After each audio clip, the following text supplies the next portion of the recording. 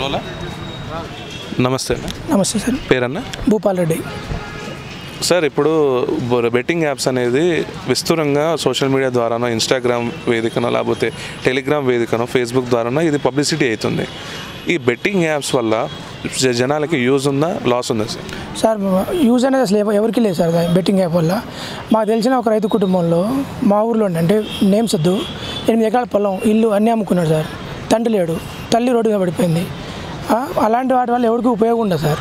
వాడొక్కడే కాదు, ఇంకో ఇద్దరు ఉన్నారు సార్. బెట్టింగ్ యాప్స్ పెట్టేసి ఒక ఆయన 5 ఎకరాలు అమ్ముకుంటూ, ఒక ఆయన 3 ఎకరాలు అమ్ముకుంటు సార్. వాళ్ళ తాతలు సంపాదించిన ఆస్తి కూడా లేకుండా చేస్తున్నారు ఇప్పుడు ఊళ్ళో. అది పరిస్థితి సార్. ఇప్పుడు సోషల్ మీడియా ఇన్ఫ్లుయెన్సర్స్ అంటే దీన్ని పబ్లిసిటీ చేస్తున్నారు, ప్రమోట్ చేస్తున్నారు. వాళ్ళని అసలు ఏమని చెప్తారు మీ ఉద్దేశం? సార్ ఇక్కడ మనకు వచ్చేవరకల్లా ఈ ప్రతి ఒక్కడు ఒక ఛానల్ పెట్టుకోవచ్చు సార్. యూట్యూబ్ అనేది మీరు ఒకటి పెట్టుకోవచ్చు, ఇంకోటి పెట్టుకోవచ్చు. అలా పెట్టుకోకుండా గవర్నమెంట్ స్ట్రిక్ట్ రూల్స్ పాటిస్తే మీ అఫీషియల్గా రిజిస్ట్రేషన్ పెట్టుకొని మీరు ఉంటారు, మీకు రిజిస్ట్రేషన్ ఉంటుంది. అట్లా ఛానల్ పెట్టుకునే వాళ్ళకే ఛానల్ పెట్టుకునే అవకాశం ఇవ్వాలి సార్. ఎవడు పడితే వాడు యూట్యూబ్ పెట్టుకొని, ఎవడు పడితే ప్రమోట్ చేసుకొని. నేను మొన్న కూడా చూశాను, సజ్జనార్ గారు మా ఇంటర్వ్యూ ఇచ్చారు, మాట్లాడి చూశాను. నేను ఇద్దరు ఉన్నారు అందులో. అంటే ఆయనకు ఫాలోవర్స్ పెంచుకోవడం కోసం, ఆయన స్వార్థం కోసం, ఆయనకు ఫాలోవర్స్ పెంచుకుంటే ఆయనకు ఎక్కువ అమౌంట్ వస్తుందని చెప్పి అది చేయడం కరెక్ట్ కాదు సార్. ఒక్క వ్యక్తి స్వార్థం కోసం ఇక్కడ సమాజం మొత్తం నాశనం అయిపోతుంది సార్. ఇప్పుడు ఈ బెట్టింగ్ యాప్ వల్ల ఎటువంటి యూత్ ఎందుకు అడిక్ట్ అవుతున్నారు అంటారు? అడిక్ట్ సార్, ఈజీ మనకి అలవాటు పడిపోతుంది సార్. మెయిన్గా కష్టపడాల్సిన పని లేదు.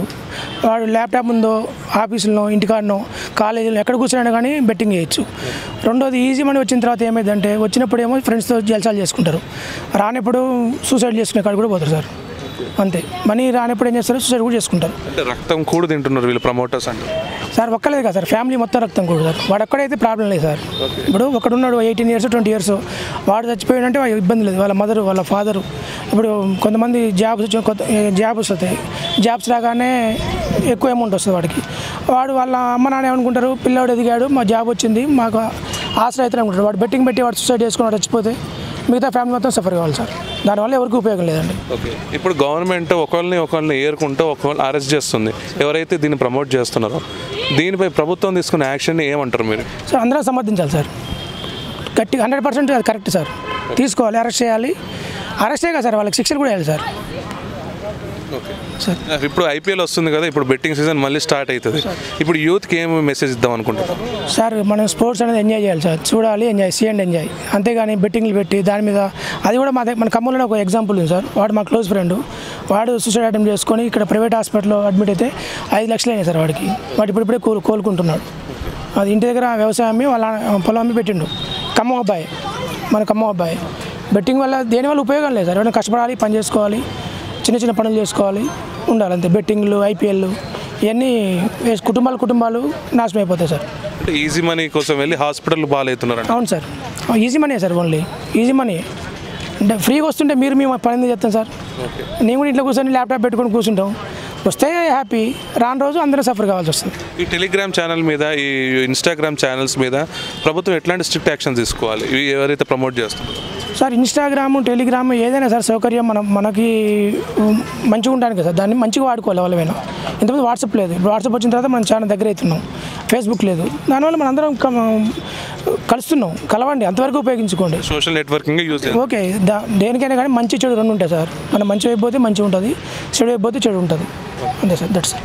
ఇప్పుడు ఈ యూట్యూబ్ ఛానల్స్ వాళ్ళకైనా, ఇన్స్టాగ్రామ్ ఛానల్స్ వాళ్ళకైనా మీరు ఏమి ఇద్దాం అనుకుంటారు? ఇట్లాంటి దాన్ని ప్రమోట్ చేయాలంటున్నారా, లేకపోతే ఏం చెప్తారు వాళ్ళు? సార్ ఒక్కడి స్వార్థం కోసం రాష్ట్రాన్ని, గ్రామాన్ని, దేశాన్ని నాశనం చేయడం కరెక్ట్ కాదు సార్. వాడికి చేతనైతే సంపాదించుకోమనండి, కష్టపడమనండి. ఆయన టాలెంట్ ఉపయోగించి డ్యాన్స్ చేసుకోమనండి, డ్యాన్స్ చేసి రీల్ చేసుకోమనండి, యూట్యూబ్లో ఫాలోవర్స్ పెంచుకోమనండి. అంతేగాని బెట్టింగ్ యాప్లు ప్రమోట్ చేయడం అనేది మాత్రం 100% రాంగ్ సార్. అది వాడిని కఠినంగా శిక్షించాలి. అది మాత్రం మేము కోరుకుంటున్నాం సార్. ఓకే అండి, థ్యాంక్ యూ.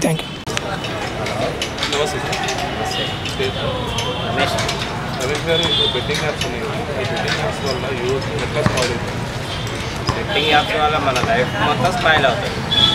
యాక్చువల్గా ఏంటంటే అది ఒక వ్యసనం. మందు కంటే కానీ ప్లేయింగ్ కార్డ్స్ కంటే కూడా పెద్ద వ్యసనం అది.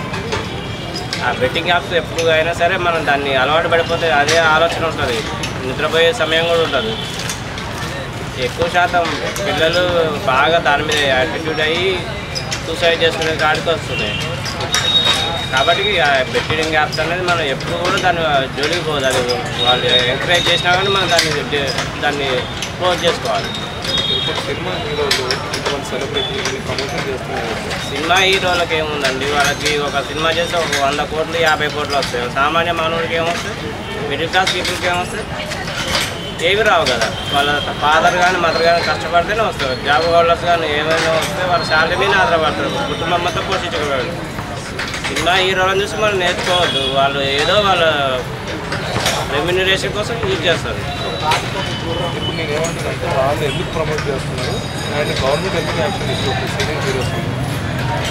ఇప్పుడు సినిమా తీస్తే దాని మీద వచ్చే ఐటీ మొత్తం గవర్నమెంట్ చెందింది.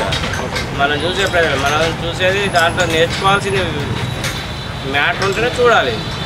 మ్యాటర్ లేని మూవీస్ అసలు చూడకూడదు.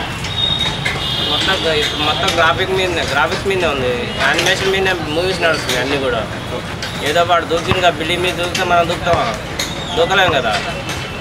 వాడు ముడి కడుకోకుండా పోతే మనం కూడా ముడి కడుకోకుండా ఉండవుగా. మొత్తానికి ఇది బెట్టింగ్ ఆపుకున్నట్టు మరి వేస్ట్ అండ్ బెట్టింగ్ యాప్స్ అనేది మనం వేస్ట్లో వేస్ట్ నెంబర్ 1గా చూసుకోవాలి.